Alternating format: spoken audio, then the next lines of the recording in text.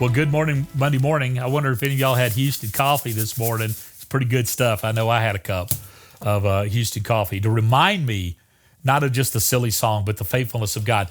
But Psalm 107, it says this. It says, give thanks to the Lord for he is good.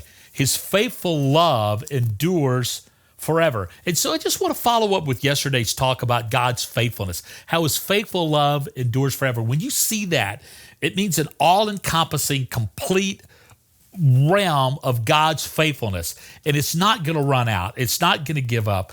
And God is not into karma. God is into his character and his faithfulness. It goes on. It said, let the redeemed of the Lord proclaim that he has redeemed them from the power of the foe. I know in King James said, let the redeemed of the Lord say so. And, you know, I've been in churches where they let the redeemed of the Lord say so, and people holler so.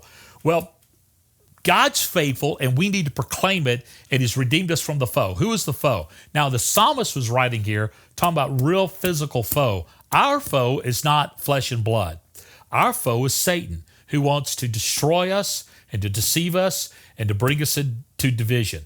So much of what we're seeing in the world today is satanic in origin.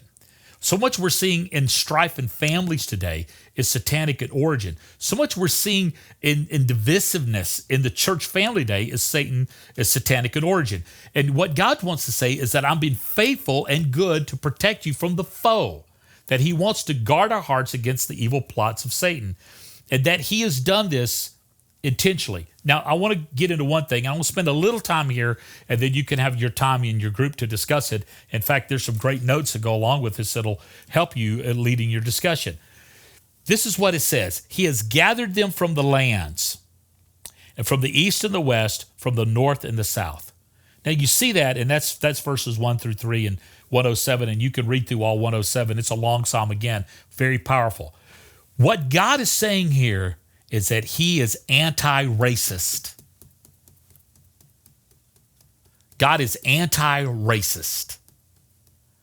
He knows that every person is 99.7% the same. We have different cultures, different ethnicities, different melanin levels, but we are people, and he loves people, and he loves all people. Therefore, in the gathering of the nations, he's bringing all people to himself. Later this year, I'm going to do a series on biblical justice, not social justice, but biblical justice.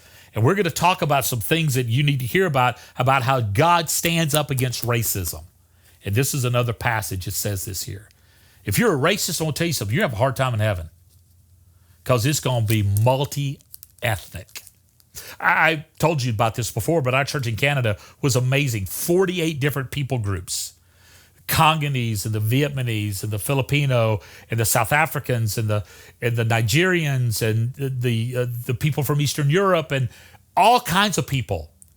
And it was such a beautiful blend of ethnicity, from Farsi to Arabs to Turkish to Dutch to English to whatever, all brought together in this beautiful thing called the church.